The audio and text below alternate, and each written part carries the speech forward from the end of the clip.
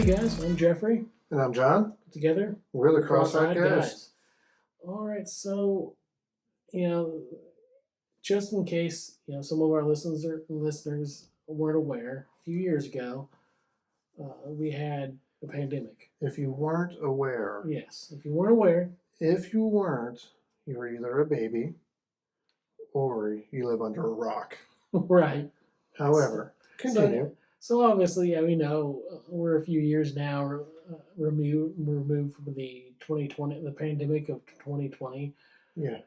And we just thought, since we are a few years from that, we'd kind of just talk it over, reminisce sort of what does the world look like now after, a few years, 4 or 5 years now, 5, 6 years now. What we personally went through, our thoughts and all that good stuff. Yeah. And we thought, since, kind of refresh everyone's memory, I put together a little timeline here. So on December 31st of 2019, China alerted WHO, the World Health Organization, of pneumonia of unknown causes happening in Wuhan, Wuhan, China. It's kind of on the other side of the world from Texas. Yeah, just a little. On January 7th then of 2020, Chinese scientists identified COVID-19 as the cause of that outbreak. On the 21st, the same month, you have your first case. Sorry. No, yeah, go ahead. You said Chinese, and I have to do it at least once. What? China. Sorry. No, that's fine. 21st of that same month, the same year, first case in the United States. And the reason we're talking about it in the month of March is March 6th was the first official case in Indiana. The 11th of March, WHO declares COVID-19 a pandemic as cases of it skyrocket. And then in December of that same year, we finally get vaccines starting to roll out. And then May of 2023, the national health emergency here in the States expired. So that's a short, quick recap. Yep. Except for it was anything but short. I mean, dear Lord, it felt like it was the longest season of my life. Yeah. The hardest part about 2 weeks to flatten the curve is the first 6 months. Yeah. It's so, I mean, if you go back to the beginning of this thing, so 2020 is kind of when it all really just starts taking off, and it's like it's a real deal. Like January, getting into March, people are talking, they're talking about it, but it's like, is this real? Is it not real? Right. It went from, oh, it's not going to be anything. I remember asking on the Gen Con Facebook page, you guys think COVID will affect Gen Con? And everyone's like, oh no, we'll be fine and all that. And then we start getting into the first few months of 2020. It's like, okay, we need to take this serious. Yeah. And then, so I was working for the church at that time, and we kind of adapted or adopted, just this terminology or phrase of, take the degree of care that the community is taking. And so, we wanted to kind of just get into this place where we were as cautious as the community. So what is the hospital doing? What are, the fire stations doing? What are the politicians, like how are they handling the situation? And so we kind of got into this place where we were like, okay, well, as a church, whatever degree of care that they're taking, that's probably where we should go, because nobody knew anything. We knew that it was going to be an issue. We knew that things were changing, and all these rules and laws and all these scare tactics started coming out, like don't be within 6 feet of each other, and wear a mask, but both of you have to wear a mask, and but then it was like it lives on all your food, and it lives on your kitchen table. If you get groceries delivered, you need to go outside and spray them down with Lysol before you bring them in the house. And Everybody was wearing a mask, and like it got crazy, but we didn't know what any of it meant. We just knew that the world was changing, it was changing fast, and it was a possibility that we weren't going to be having in-person church services. Mm-hmm. And that kind of was scary. I mean, for me, that was like, well, then what? Now what? I remember sitting at home one day after work, and we were watching President Trump's most recent update, and I just remember telling Catherine, "This is crazy. Yeah, Like, this is happening. This is real life." yeah. I mean, the thing that for me that kind of made it even more insane was the fact that you couldn't go and buy toilet paper. Like, Yeah, of all things, yeah, people were terrified of running out of toilet paper. COVID causes excessive diarrhea. Apparently. But it was nuts. And so Dawn and I, we cheated one time. We went to Meijer, because at that time we lived in McCordsville, and so we went to Meijer, which was our grocery store to shop at, and we were looking for toilet paper, and there's absolutely nothing. Mm-hmm. And I said, honey, I think if we go over here to the sporting goods section, in the boat area, the boat and camping area, they got like these two aisles in Meijer where they have boating and camping stuff. I said, I'll bet you we could go over there and get some of that RV toilet paper. Nice. And so we go over there, huh? Life hack. Yeah. So we went over that aisle, and sure enough, there was 8 or 9 little packages of the RV type toilet paper. So I mean, it's like sandpaper. We could have just went to the paint aisle and got some sandpaper, but but yeah, that was one of our experiences through COVID, was having to use RV toilet paper. I don't recommend it. That's pretty funny. Yeah, and as a result of that, I now will buy nothing less than Charmin's Ultra Soft. I will never use RV again. I remember getting to the store to try to pick up some stuff, just a few things. We store buy extra anyway, so there wasn't a whole lot that we needed to get, but I did have to stop by the store to pick up a few things, and it was packed. And I saw a guy walk by, and he had a big old bag of dog food on his shoulder. I'm like, oh, I'm glad somebody's thinking of their pets. Yeah. Because, they need to eat too. Yeah, they got to eat too. And oddly enough, that was like the least of our worries, because we had already had a ton of dog food. But what we didn't stock up on, was just your basic stuff. So when the stuff hit the fan, we're like, oh no, we should probably go buy some things. And because I honestly I didn't think it was real. I didn't think it was going to happen. They're like, oh, there's going to be a government shutdown. Everything's going to get shut down. And I'm like, yeah, okay, never in the history of my life has that been a thing. Mm-hmm. And then it happened. And I was like, oh, maybe they're not all stupid, or maybe they are, and maybe this is unnecessary. However, it's real. Mm-hmm. And it got real fast. Mm-hmm. So like my work life and stuff changed. My wife, she was sent home to work from home. Like everybody in her office, they worked from home from that moment on. And well, I guess that wasn't true right up front. That took time. Initially, she was considered a essential worker. Remember those? Mm-hmm. Essential workers. Essential workers. If you work for the hospital or whatever, you're an essential worker, and if you're not, then you don't have a job. But anyway, so she was looped into that essential worker thing for a little while, and then eventually ended up working from home. However, for me, everybody in our office at the church, they started working from home. I was the only one who was like, you know what? Forget this. I'm going to work every day. I'm not changing my routine for this stuff. Mm-hmm. And there's like the travel bans and stuff. You can't be out doing anything. You need to be essential. So I created work to make myself essential. And the travel bans. One of the things that really annoyed me is the word unprecedented just kept being thrown around. And it's like, well, no, the world has gone through world pandemics before. This is, maybe it's unprecedented in the sense that it's the first one in the our internet, lifetime. yeah, in our lifetime in the internet age. And maybe it was unprecedented in the fact that we also had the George Floyd riots going on. So we had Yeah, these two yeah, major things.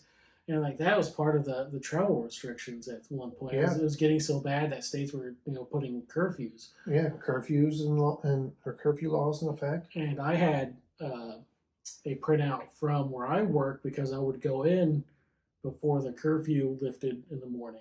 Yeah, And now I never got pulled over or anything, but I did have that documentation from work to yeah, show a police yeah, officer. yeah. Our church gave out print offs for us so that we could have something in our car to say that we were essential. It was Mm-hmm. necessary what we were doing, and so I actually ended up creating work, and I say creating work. You know, my job was outreach. Part of my job was outreach, community outreach, and so as a part of my job, it's my job in the community that we live in to identify needs, to identify individuals who need something, and then find a way to meet that need. Mm-hmm. And so, that can look very different in different situations, different families.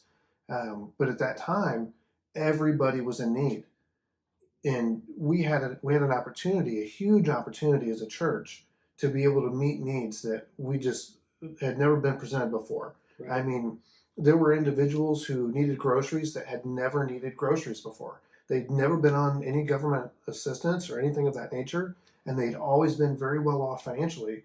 But because of the situation, the pandemic, all of a sudden, even wealthy people were hurting. Even people who had it all were going, oh no, I don't know how I'm going to eat my next meal. Mm-hmm. And so that presented an opportunity for us as a church. And once we were able to identify that, we started just feeding people. And I mean, it got nuts. At one point, between essential workers and just people who in the community needed food, we ended up getting hot meals from different restaurants. So, like Montana Mike's, the restaurant in Greenfield, or Mozzie's Pizza that was right there in Greenfield. Firehouse Subs joined us, and a couple different other places that we were able to get food from. They donated food to us, hot and ready to go, just deliver it to whoever. But they donated it to us, and then we purchased so much of it. So, like if they donated 5,000, then we would purchase 1,000. And so just a rough number. That's not the exact number. That's just a rough number. Mm-hmm. But an exact number, by May 14th of 2020, we had fed 1,530 individuals with meals that we had received from those restaurants and other participants who Wow. donated. So we were busy, man. What I was doing was I was getting these meals prepared, lining it up, and then I would have volunteers from the church, because there were people at church that were like, I need to get out of the house. Mm-hmm. It's like, well, Get kind of stir crazy. yeah, here's something that you can do if you want to help. Join in and volunteer. And we'd all mask up, man, and I'd go pick up everything, bring it to the church in the church van, Mm-hmm. and then have a meet at the church. And I would divide it up, like, okay, you've got this side, the west side of the county, you've got the east side of the county, south side, north side, whatever. Mm-hmm. And so we would divide it up among individuals, and then they would go out and deliver those meals, and they would do that for like 2 hours. They'd spend 2 hours driving around delivering these meals to different Mm-hmm. businesses, individuals, families at home. And even at one point, we fed the entire Hancock County Jail. We got Nice. with Firehouse Subs, and they were like, we'll donate. And so Firehouse Subs donated enough meals to feed all the inmates and all the workers at the jail. Because those dudes were like essential workers. Mm-hmm. You can't shut down your jail. And you can't just have all the guards go home and just leave it. Yeah. The Hey inmates guys. to their own devices. Yeah. Go ahead and just leave the inmates in there and see how it works out. No, there'd be riots for sure. Mm-hmm. But so we fed those people, and I worked more hours during COVID than I ever did prior to COVID. That's the same with me. So, you know, the whole essential worker thing, it was just kind of silly. Well, one, I don't think the government has the right to determine who's essential and who's not. Yeah. A business, every employee is essential to every business, no matter what the business. But for me, the company I work for determined I was essential because business needs employees, Yeah. and so I work for a sporting goods company, and they closed all the brick and mortar stores. So just happened to be working in the department that picked, in the warehouse, picked, packed, and sent out online orders. Yeah. And so with all the brick and mortars closed, that means online orders skyrocketed. And for a few months, I was working 9-hour days. Yeah. And so the year of 2020, in terms of my total income, was probably my best year ever because I was Yeah. getting 5 hours of overtime every single week. Yeah.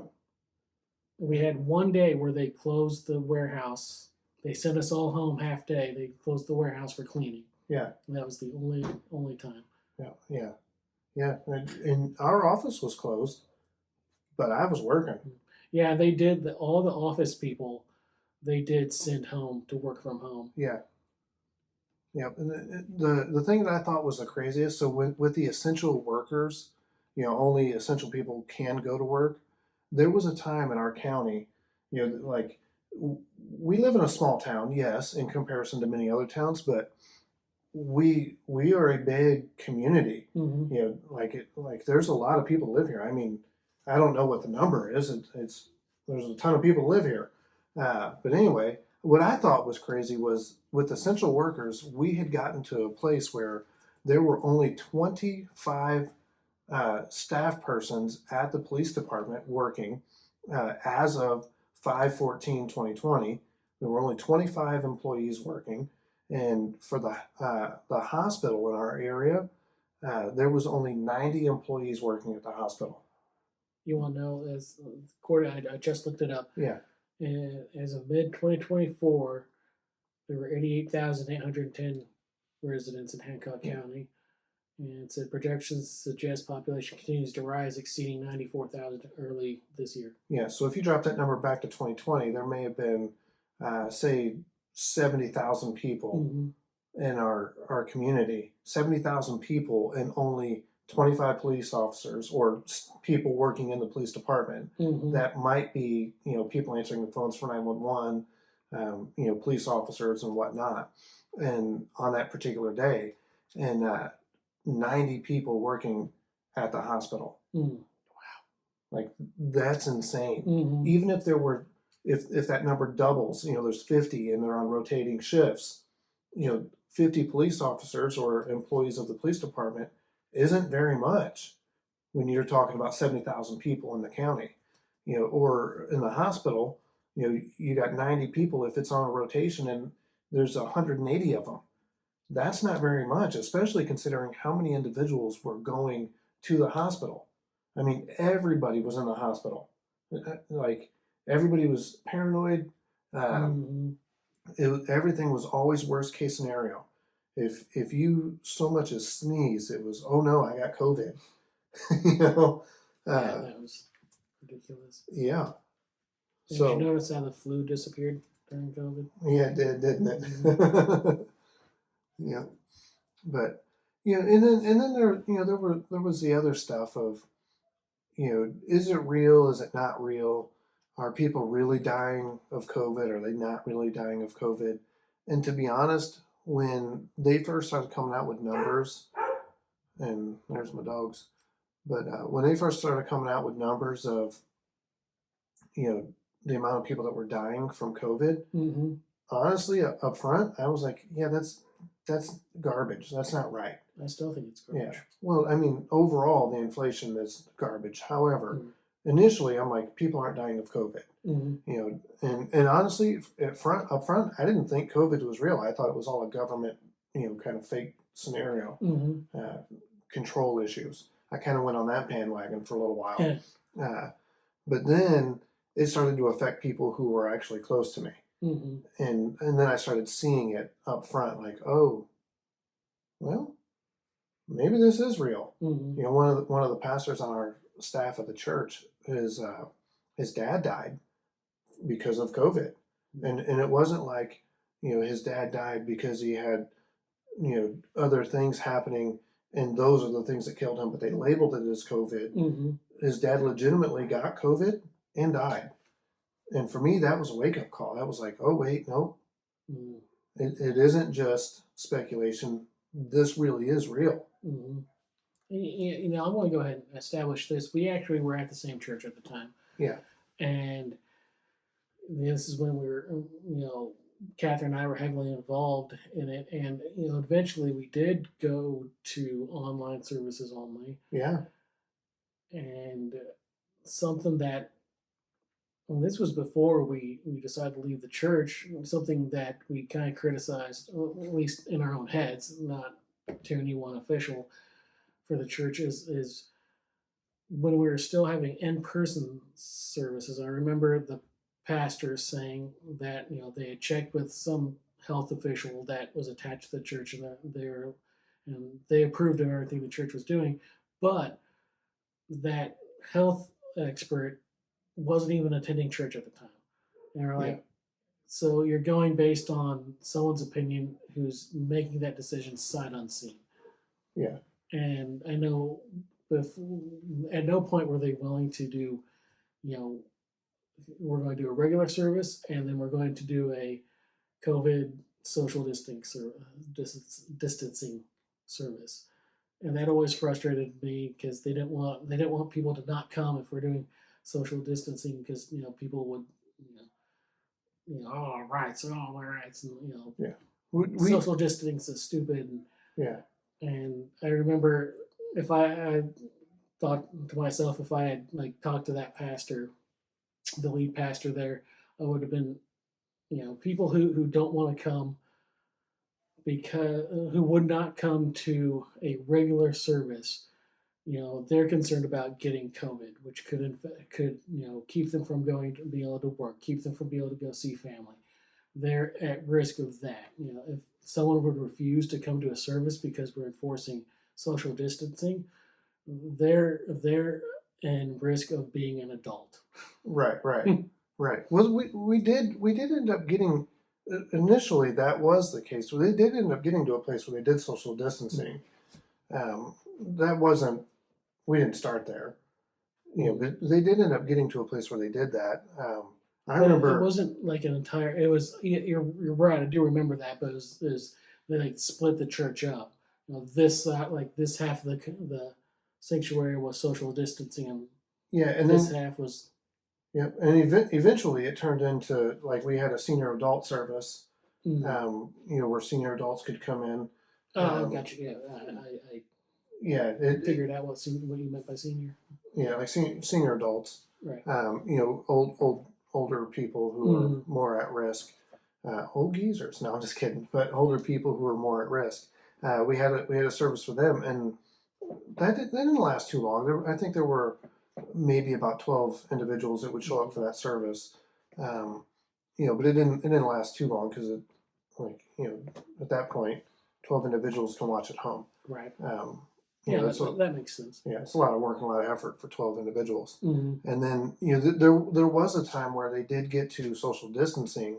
You know, I remember buying the social distancing stickers to go on the floors and then measuring them out 6 feet, geez. center to center, to put them all out on the floor to, Mhm. you know, line people up. And we put those out on the sidewalk, you know, so that when people would come in, they would be able to gauge 6 feet and social Mhm. distance. You know, and we passed out masks at the door, you know, to anybody that wanted them. We didn't force anybody to take Right. them, you know, but anybody that wanted them, we passed out masks. And I remember buying and installing hand sanitizer stations Mm. for the entire facility.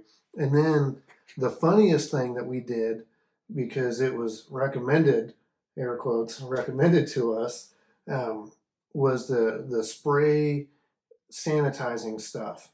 And so after each service, my team, which, you know, was red carpet team, hospitality team, you know, that kind of greeters, individuals like Mhm. that. So anyway, my team would go around in between services with this pump thing, and it had the liquid in it for the sanitizer stuff that you could spray on all the furniture, all the, just spray it around the room, and it smelled awful. But these companies started selling it big time. And we had a guy at our church who his company started selling it. And they're like, well, it's not too bad priced. It's only $85 a gallon. It's like $85 a gallon. And come to find out, it's just the watered down hand sanitizer. And I tell you, there's just something that just rubs me wrong when someone in the church, a member of a church, tries to sell the church on the company they work for. Yeah.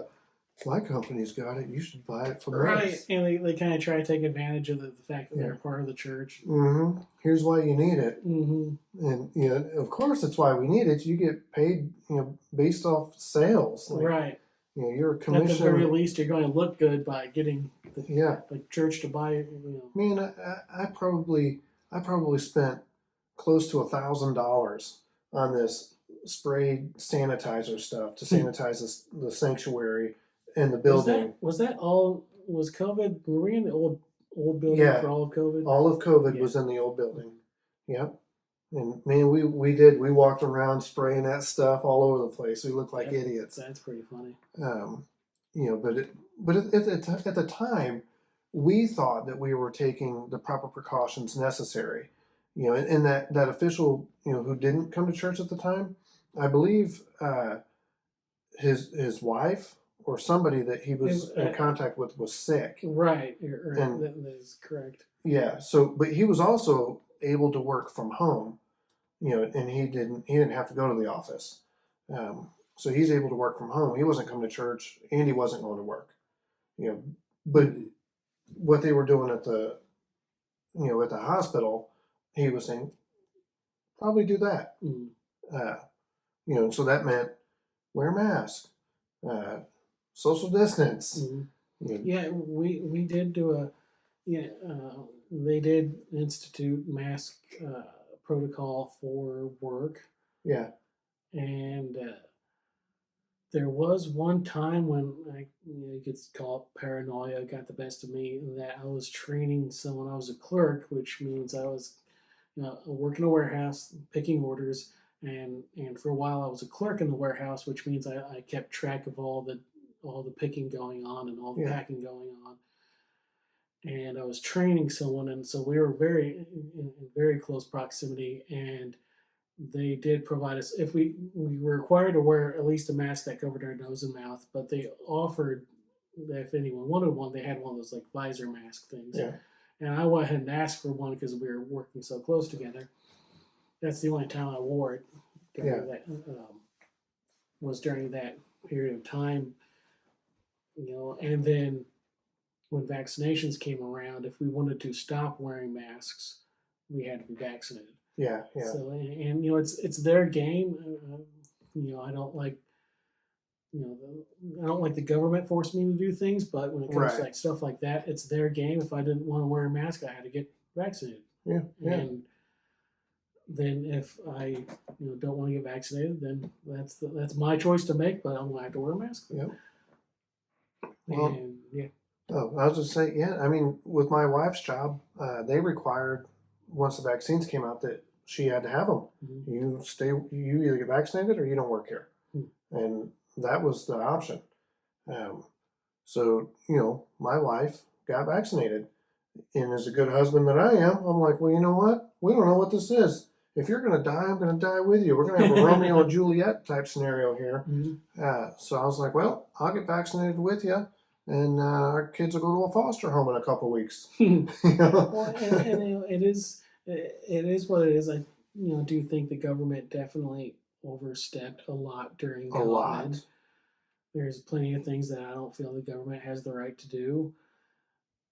But again, when it comes to private institutions, they have every right to require things like that. And if you don't like it, well, then there's the door. You're welcome to leave. Yeah. And so if I wanted to not wear a mask at work, I got vaccinated. Gen Con was canceled in 2020. In 2021, they required masks, and when an event like that attracts 70 plus thousand people, there's not going to be enough people to say refuse to do it to get them to change their mind. Yeah. So if I wanted to go to Gen Con, I had to wear a mask. So I Yeah. wore a mask. The next year they required masks and vaccinations. So again, you're not going to get enough people to get them to change their mind. Yeah. Yeah. So I was vaccinated and wore a mask. Yep. Funny, so I I kept track of daily COVID numbers in Indiana. Yeah. I was checking that every day, and so 2020 they canceled Gen Con. The next year, 2021, they held it, but they did cap the number of people, and they postponed it to, I think it was the end of September, beginning of October. Mm-hmm. And two things that, ironically, there were actually more cases of COVID in Indiana during that time than in August when they would have normally had it. Yeah. Yeah. And then because it was postponed for the first time ever, so we're in Indiana, Gen Con is in Indiana, and it has taken up. Well, if you saw our episode on Gen Con, it takes up Lucas Oil Stadium where the Indianapolis Colts play. So the first time ever, Gen Con was going on at the same time as a Colts home game. Oh yeah. Which means Gen Con had to clear out of Lucas Oil Yeah. Saturday night. Yeah. So the Colts could play the next morning.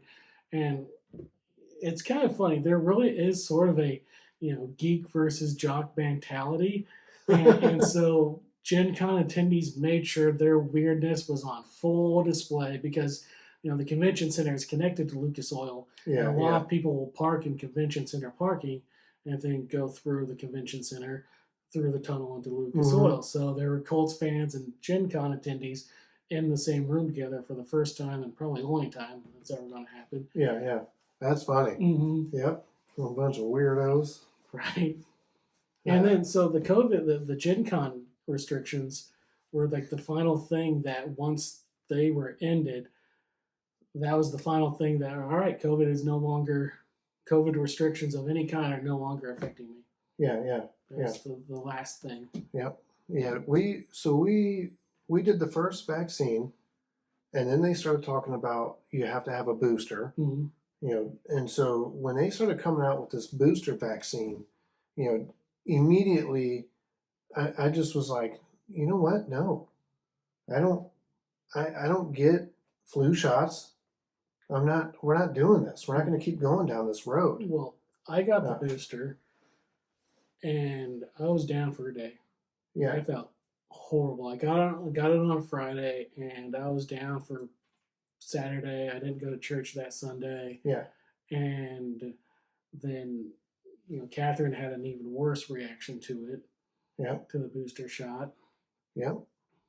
Oh, yeah, it was awful. Yeah. Well, so, we ended up in a situation. I'm saying no, we're not doing this. Mm-hmm.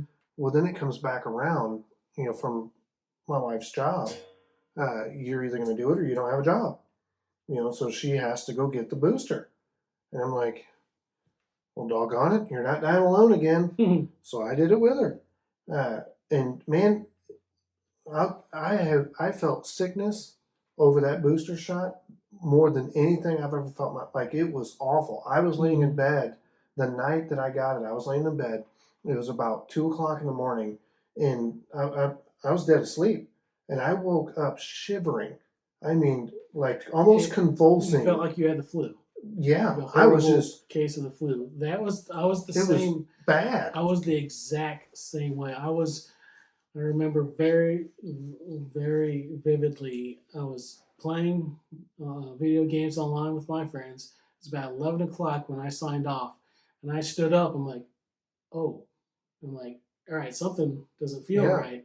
So I go to bed. At some point during the night, I wake up achy. I took a bath because I was so achy, and then I was in bed all the next day. Yeah, dude, my wife woke me up sleeping. Like I was kind of already waking up, but she's like pushing on me. She's, honey, are you okay? Are you okay? And I'm like, I'm freezing. And she thought that I was having a seizure. I was shaking so bad. Yeah, she thought that something was seriously wrong and she was going to have to call 911. And and so after that, like, I was like, you know what, I don't care.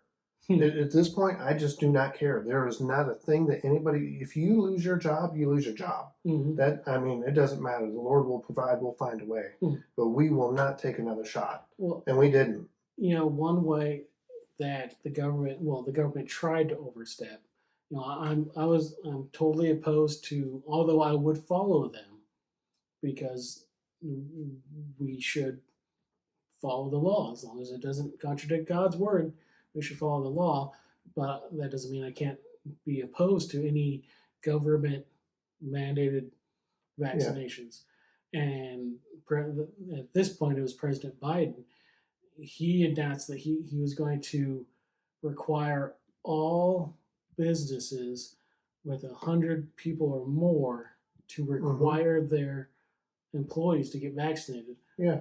And the Supreme Court was like, no, Yeah. you're not going to do that. Yeah. And they struck that down. Yep. Well, I didn't take another one after that. And, and my wife didn't take another one. And at that point, enough individuals had stood up and said, you know what, enough's enough. We're done. And when people stopped taking them, they just weren't doing it. And I mean, there's people today that if you told people today they had to take a vaccine, they would do it. There's people that sign up and go to CVS and still take a COVID vaccine. But there was enough people after that booster who stood up and was like, no. I mean, you couldn't get on a flight without showing medical proof that you had a vaccine. The vaccine passport. Yeah. And, but enough people got to that point that they really couldn't do much about it. I mean, well, that's, I stated it was 2023. Let me scroll back. 2023, May of 2023, that the official federal health emergency expired. But as a society, as a population, we had decided we're going back to normal, whether you want us to or not. Months prior. Oh yeah, yeah. We finally, even people who were like die hard for the mask mandates and getting back, even those people were like, okay, it's enough. Enough's enough. Yeah, enough's enough. Yeah, we're going back to normal, whether you want us to or not. Yeah. And when you have the population of an entire country doing that, there's nothing you can do to stop it. Not a thing. And the churches even got on board. They were like, no, we're going back to normal. Like, I don't know what it was about our church at that time, but we were busting at the seams. We couldn't beg people to stay home. They were showing up, and they just kept showing up. And once it got to that point where people were done, we had to start more services. I think we went from 3 services to 5 coming out of COVID. And like the church grew during COVID. I don't know how that happens. It was insane. Well, John MacArthur, he refused to close his church. Period. Yeah. He never did. I'm pretty sure he never did close his church, and actually won a lawsuit against the city or the state. And I go back and forth on that because if I don't know the exact circumstances, but I know if everything's being shut down, including churches, then I think the church should obey. If nothing is being shut down except for churches, I think that's an appropriate time to say, no, we're going to hold services. Yeah. I think that it really just boils down to like preference. For me, it's what do you prefer? What do the people in your community prefer? What are they going with? And if in your community individuals are going, nah, let's go to church, by all means go to church. But if in your community people are going, nah, there's a pandemic going on right now, and we probably ought to stay away from each other. Stay away. And there were places where they were going to allow protests, but they wouldn't allow churches to be in person. So, we're going to protest all this nonsense. It's like, no, that's definitely violating the First Amendment right. Yeah, absolutely. 100%. You can't let protesters out in the streets bumping shoulder to shoulder, and they weren't. Let's call it what it is. They weren't just protesting; they were rioting. They were rioting. They were absolutely tearing stuff up, Mm-hmm. and then calling it a protest. And the government's like, oh, but like there's these racial issues, and we can't really say anything because, we're the wrong race to say something about it. And instead of just standing up with a little bit of backbone and going, you know what, let's call BS where it is. Mm-hmm. Well, the great and powerful Dr. Fauci, he's a joke. Yeah, they're all a Saying joke. that that immigrants coming from Mexico, they're not driving the pandemic at all. It's like, yeah, really, you must be a special kind of stupid. Illegal immigrants who aren't following our laws anyway are coming in here with their illnesses and their stuff that they already have from another country. Mm-hmm. They're not affecting us in any way. Nope. But worship services are. The worship services, that's what's killing us. Mm-hmm. Yeah. It definitely was a double standard. Mm-hmm. I didn't appreciate that at all. Even then, I was telling our pastor at that time, like, dude, just stick and open the doors and forget about it. Mm-hmm. Move on. Mm-hmm. I was one of the guys when it came to that point that the pastor was going, oh, no, we got to take the same care as the community, And I'm like, man, forget the community. Them guys don't know jack. They're all a bunch of politicians. Let's just move forward and move on. And they didn't see it my way, obviously. Right. Nobody did. I knew someone, a professing Christian who he didn't care. Absolutely, churches should be shut down. Online, this, and I once stated, it's like, what is more important? What are we called to do? We're called to go into all the nations and make disciples. Yeah.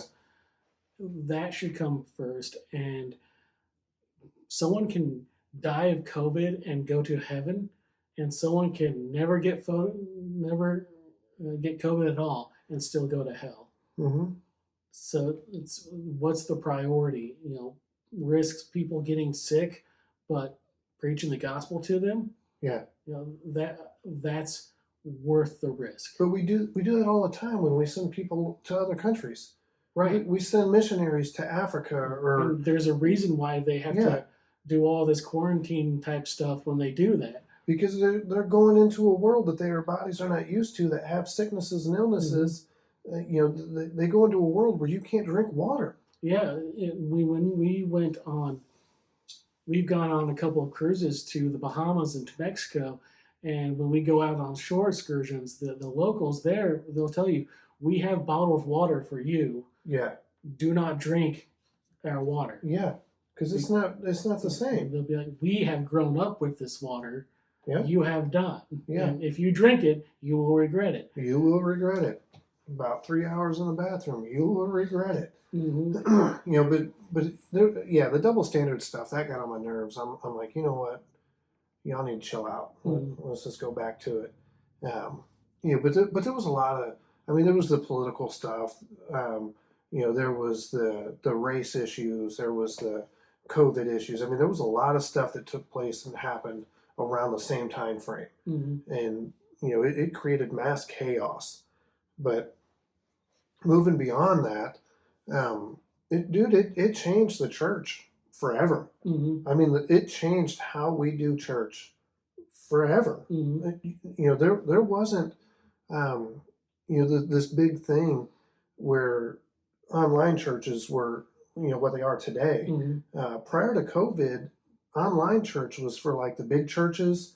There were even smaller churches who believed that wasn't church. Mm-hmm. They were like, no, it's not even church. You're not even meeting with anybody. You're not even in the room with other people. How are you having church? Right. And but then when COVID hit and there was a necessity for it, it was like, well, how else are we going to reach people? How else are we going to share the gospel? How else are we going to be in a room?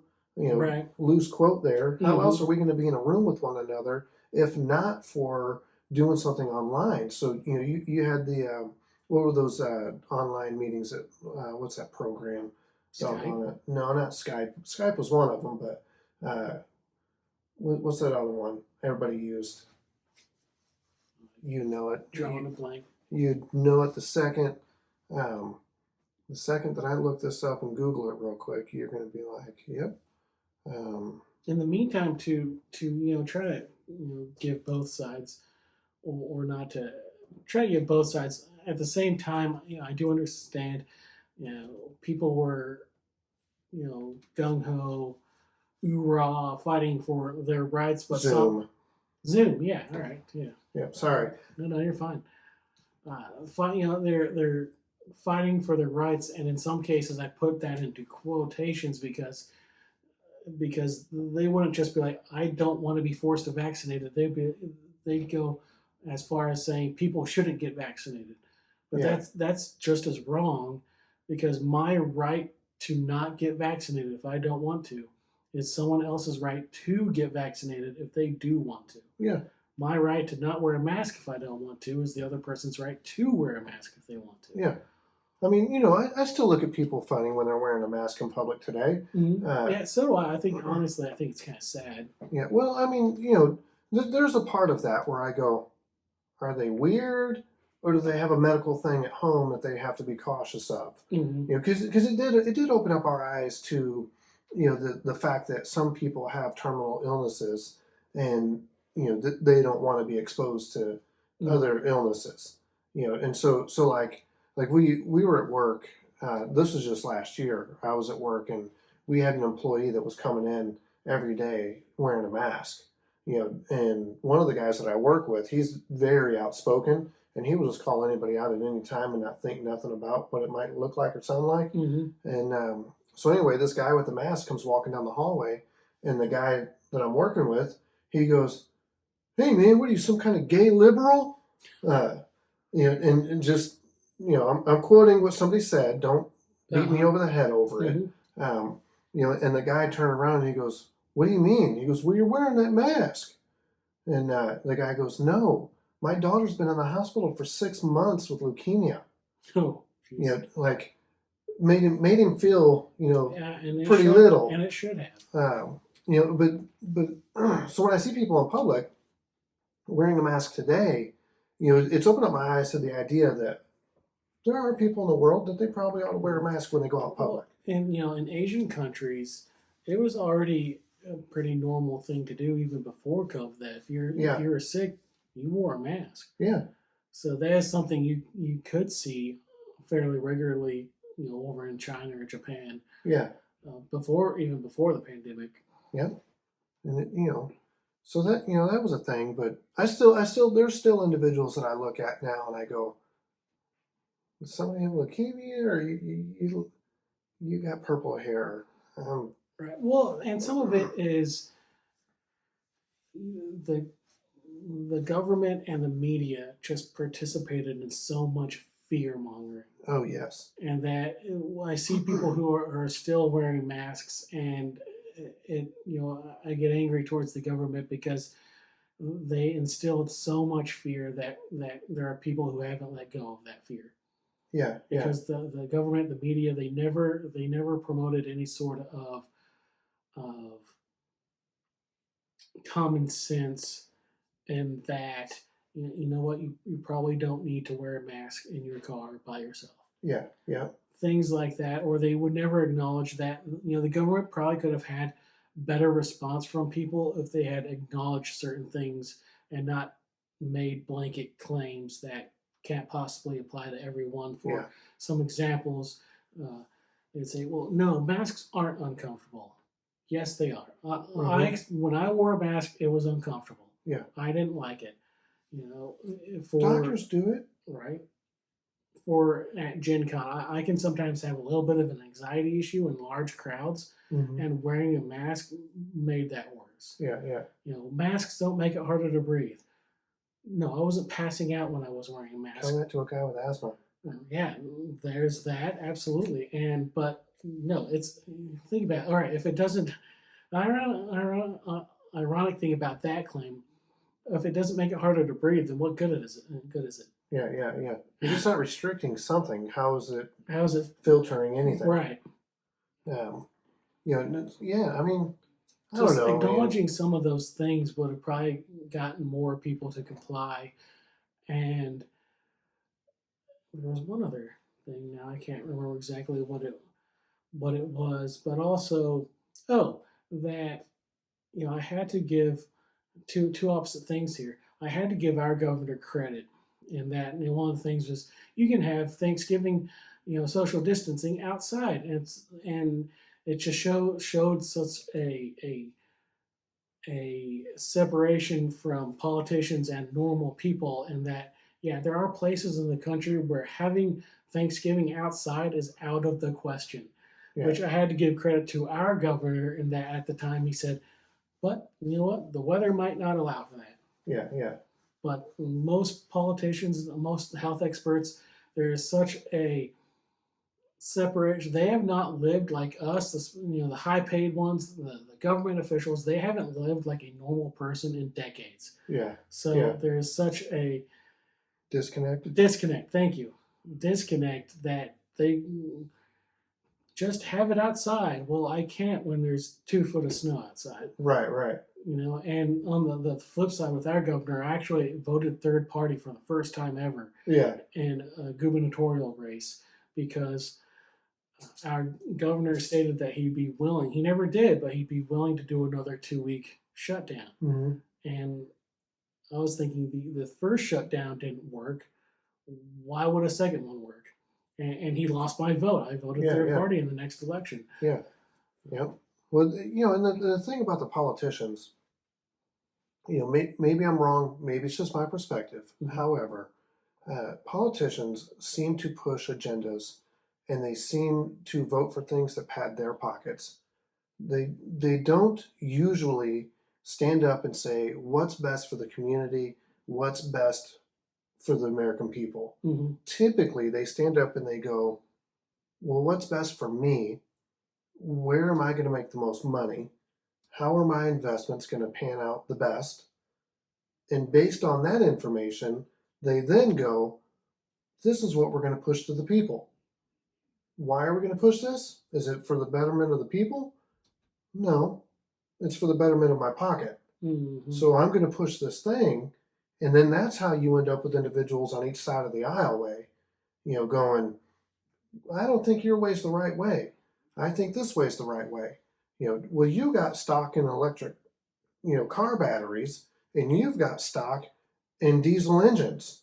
Mhm. So of course your views are opposing, because you're making money off the stocks from your diesel engines, and you're making money off the stock from your lithium batteries. Mhm.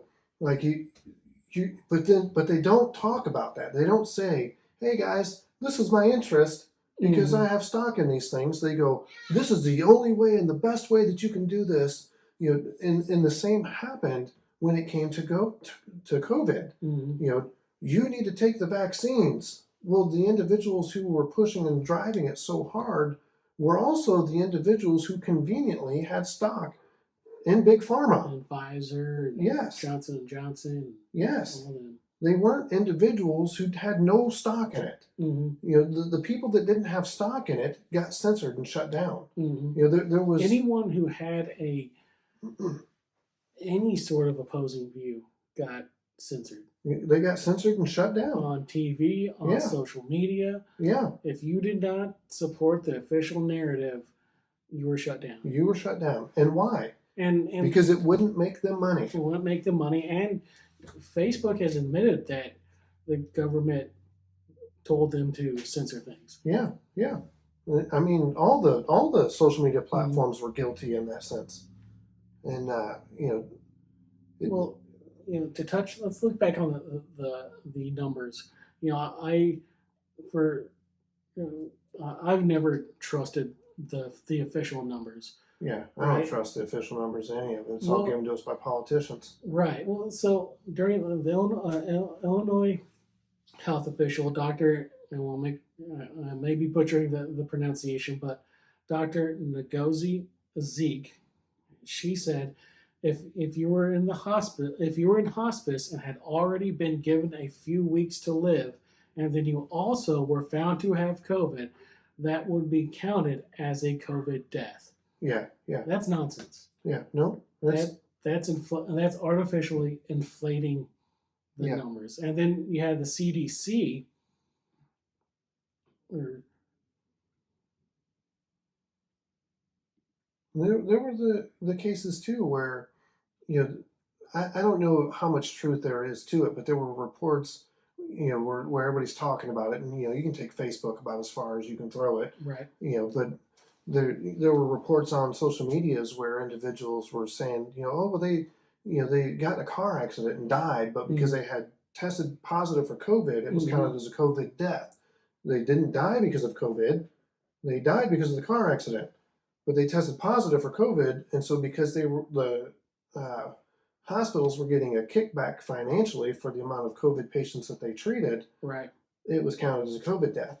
Well, the CDC, they had a error in their tracking system where at one point they admitted that they had overcounted by more than 70,000 deaths. Yeah, that's insane. Right. And it's not definitive, but it's evidence that we can't trust the official numbers. Yeah. In Alameda County, California, health officials revised their COVID-19 death total downward after aligning with the state's official definition of COVID-related death, which requires that COVID-19 caused or contributed to the death. Under earlier method, the county had included some deaths where a person died while infected with the virus, even if it wasn't clear COVID was a contributing cause. And so they Hmm. reduced it by more than 400 Yeah. deaths. Yeah. See, if I were to have had an asthma attack during that time, and I would have died from an asthma attack, they would have attributed it to They COVID. would have counted it as a COVID It would have death. been a COVID death. Well, if he didn't have asthma, the COVID wouldn't have killed him, and I could have tested negative for COVID. Mm-hmm. So, but anyway, you know, it's been a fun conversation for sure, and I mean we could talk about this probably for 2 or 3 days, and there's a lot to talk about. In closing, what I will say is you know yes, I have been through a lot of church hurt and different things. However, I really I feel like for the most part, yes, our church got it wrong in some areas. I feel like for the most part during COVID, I think they did a pretty darn good job in comparison to a lot of the churches. We did have, a church here, one of the big mega churches, that's in our area, who said, no matter what, we're never closing, we're not closing, and that's what they did. They didn't close. They didn't use any caution. They threw caution to the wind, and they they kept their doors open because there's nothing the government can do. Mm-hmm. And then we had churches who were on the other side of it that were like, we're closing, we're going to shut down our churches completely, and we're never going back. And there were some churches that died in our community over COVID. Yeah, they were older churches and they didn't have very many people to begin with, but the church never came back after COVID. Mm-hmm. And so, in comparison to all the churches and just kind of how churches had taken precautions, Mm-hmm. I would say that our church did a pretty good job in that time. Mm-hmm. And the things that we did for outreach, I've never been a part of a church that's ever done anything like that before.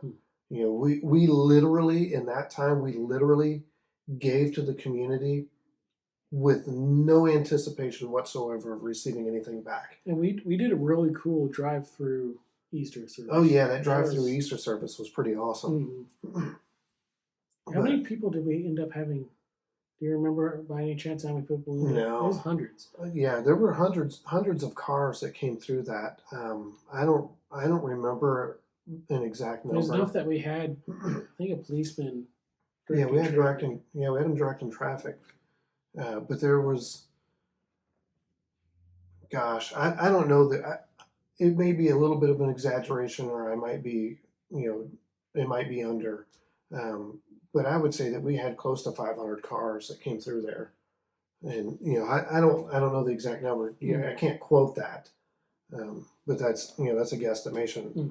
What I know is I worked that thing because I was employed at the church, mm-hmm. and I worked it too. I got to be Jesus on the donkey. Yeah, yeah, yeah, I yeah, didn't actually ride the donkey because they didn't want us doing that, but yeah.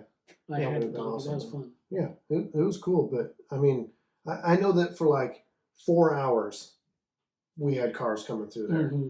And, I mean, it was pretty awesome. And we were the only ones doing it at that time. Hmm. But yeah, it was cool. That was Easter drive-through. Hmm. So And then my final thought is I'm so glad society went back to more normal than I thought it would. yeah, And we're pretty much 100% normal. yeah, And I think that's great. I think that's what benefits is a great benefit. You know, there and there is one thing that I kind of chills me to the bone to think that I ever did before COVID is to eat food and bowl at the same time. 'Cause I just every time I think about how nasty my hands feel after going bowling, and to yeah, think that I would bowl, send a ball down the lane and then pick up a piece of pizza. yeah, or some chili cheese fries. Right. Never again. I will always eat before or after, but never during. I can't say the same. Because I those have since bowling been, balls are just so disgusting. nope, I have since been to the bowling alley Yes. with my kids, and we have I'm ordered chili surprised cheese you fries. haven't died. Yeah, I mean, I drank out of the garden hose back in the 80s Oh and yeah, 90s, absolutely. so I would still do that. yeah, I mean, I do it today. I mean, you just let it run for a minute, like you don't have to be Let it dumb. run until it gets cold. Yeah, or just so it doesn't scold you. I mean, Mhm. you'll be fine. Yeah. I grew up in the 80s and 90s. We did a lot of dumb stuff that people today would look at and go, "Oh my gosh, how'd you make it?" And then I was like, "Well, we did. We're a little tougher than you sissies today, but you know, But yeah. yeah, that's that." So, you want to share your own experience during COVID, let us know in the comments. And if you like this video, love it if you share it, subscribe, hit that bell icon to get notifications for when we do new episodes. This is, let's see, episode 4 Episode 4, season 2. of season 2. Yeah. So, and we have all the episodes of season 1 in a playlist. If you're discovering us for the first time, we've talked about men's topics, we've talked about salvation, creation, we've talked about church hurt, we talked about Gen Con, we just all Stupid kinds of different stuff pastors say. We had stupid things pastors say, Yeah. and we're just going to do more of that this season too. So until next time, I'm Jeffrey. And I'm John. Stay cross-eyed. All right.